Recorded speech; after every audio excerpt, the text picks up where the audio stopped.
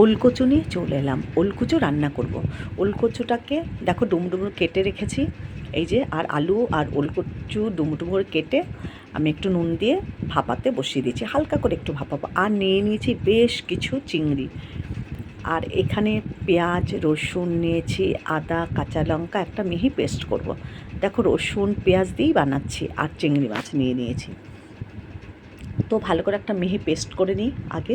আর এখানে ওলকচু আর আলুটা একটু ভাপাতে দিয়ে দিয়েছি। দেখো সামান্য অল্প একটু জল দিয়ে এটাকে এবার মিহি পেস্ট করে নিই। আর চিংড়ি মাছ কেটে ধুয়ে পরিষ্কার করে নুন হলুদ মাখিয়ে রেখেছি। এবার কড়াইয়ে বেশ খানিকটা তেল দিয়ে দিলাম। তেল দিয়ে আমি হালকা করে কিন্তু চিংড়ি মাছগুলোকে ভেজে নেব। বেশিক্ষণ ধরে কিন্তু একেবারেই ভাজবো না, অল্প একদম দিয়ে জাস্ট একটু কড়াইতে নাড়াচাড়া করে উঠিয়ে নেব। দেখো তেল দেওয়ার পরে যেন চিরবির না করে তার জন্য একটু দিয়ে দিলাম সামান্য একটু নুন আর একটু হলুদ দিয়ে দিলাম। কোনো কিছু ভাজার আগে যদি কড়াই তেলের মধ্যে যদি একটু নুন দিয়ে দেওয়া যায় তাহলে কিন্তু দেখবে চিরবির করে না আর ফেটে গায়ে ছেটে না। তো যাই হোক, আগে দেখো এটা গরম হয়ে গেছে, খুব ভালো হয়ে গেছে গরম। এবার আমি চিংড়ি মাছটা একটু পরে ভেজে নিই। আগে তাহলে ওল আর কচুটা ভাপিয়ে রেখে দিয়েছিলাম হালকা করে, এটাকে একটু লাল লাল করে ভেজে নিচ্ছি। ওল কচু ভাপানোর পরে তোমরা ইচ্ছে করলে মশলার সঙ্গেও তোমরা কষাতে পারো, আবার আলাদা করে একটু আমি যেমন ভেজে নিলাম ভেজেও নিতে পারো। ওল আর আলুটা ভাপিয়ে নেওয়ার পরে এবার চিংড়িগুলোকে হালকা করে দেখো ভেজে তুলে নিলাম। এবার ওই তেলের মধ্যে আমি গোটা জিরে আর একটা শুকনো লঙ্কা ফোড়নে দিয়েছি। ফোড়নটা একটু লাল লাল হয়ে গেলে পরে এর মধ্যে দিয়ে দেবো আমি বেটে রাখা মশলা, পেঁয়াজ রসুন আদা গোটা জিরে গোটা ধনে আর বেশ কয়েকটা কাঁচা লঙ্কা। যে যেমন ঝাল খাবে সেই বুঝে কাঁচা লঙ্কা দেবে, আমি কিন্তু একটু ঝাল ঝাল করব। তো ওল কচু যে কোনো জিনিস একটু কচুতে একটু সামান্য একটু ঝাল করলে খুব ভালো লাগে খেতে। তো যাই হোক, মশলা খুব ভালো করে আমি কষিয়ে নেব। এর মধ্যে দিয়ে দিয়েছি একটা গুঁড়ো মশলা করা ছিল সমস্ত কিছু দিয়ে, মানে জিরে ধনে সামান্য একটু গরম মশলা, দুটো তেজপাতা দুটো শুকনো লঙ্কা দিয়ে মশলাটা ড্রাই রোস্ট করে মিহি একটা পেস্ট করেছিলাম, সেটা একটু দিয়ে দিলাম মশলা কষাবার সময়।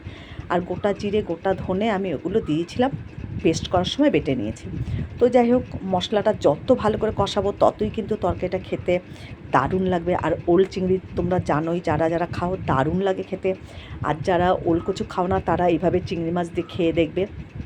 আমরা দেখো ভীষণ ভালো খাই ওল কচু, আনলেই আমরা এমনিও করে খাই, মানে পেঁয়াজ রসুন টমেটো দিয়ে মাখা মাখা করে খাই, আবার চিংড়ি দিয়ে খাই, মাছের মাথা দিয়ে খাই, আর দারুণ লাগে। ওল আমরা যেভাবে করি সেভাবেই খুব ভালো খাই।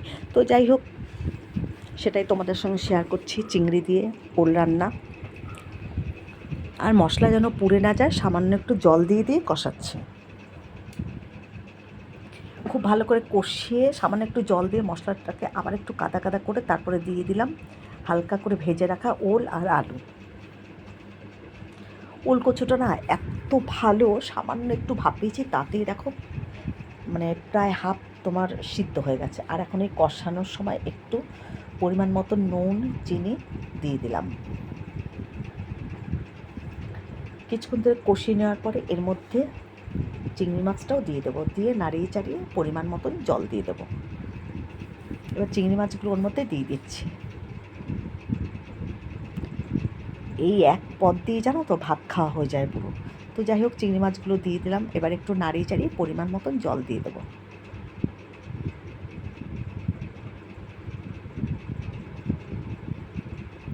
খুব সুন্দর করে কিন্তু কষিয়ে নিয়েছি। এবার আমি পরিমাণ মতন জল দিয়ে দিচ্ছি। দেখো জল কিন্তু আরেকটু লাগবে, জল কিন্তু আরেকটু দেবো, কেননা ওলকুচির তরকারি তো এটা ভালো করে সিদ্ধ হলেই একটু থকথকে হয়ে যাবে। দেখো পরিমাণ মতো সব কিছু ডুবে গেছে, এরকম অবস্থা আমি জলটা দিয়েছি।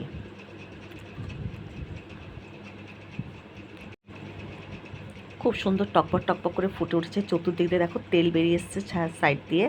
প্রায় কিন্তু আমার এটা রান্নাটা শেষ হয়ে গেছে। আর নামানোর সময় একটু ধনেপাতা কুচিয়ে রেখেছি, ধনেপাতা দিয়ে দেবো।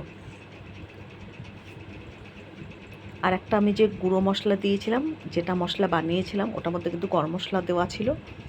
তো যাই হোক, আর আলাদা করে আমি গরম মশলা দেবো না, সমস্ত কিছু দেখো সুন্দর সিদ্ধ হয়ে গেছে। আর শুধু নামানোর সময় এখন আমি দেবো ধনেপাতা। আর অসাধারণ লাগে ওল চিংড়ি খেতে, এরকম ধনেপাতা নামানোর সময় দিলে তার টেস্টটাই দ্বিগুণ বেড়ে যায়। দেখো ওল কচু চিংড়ি দিয়ে একেবারে কিন্তু হয়ে গেছে, এবার আমি নামিয়ে নিচ্ছি।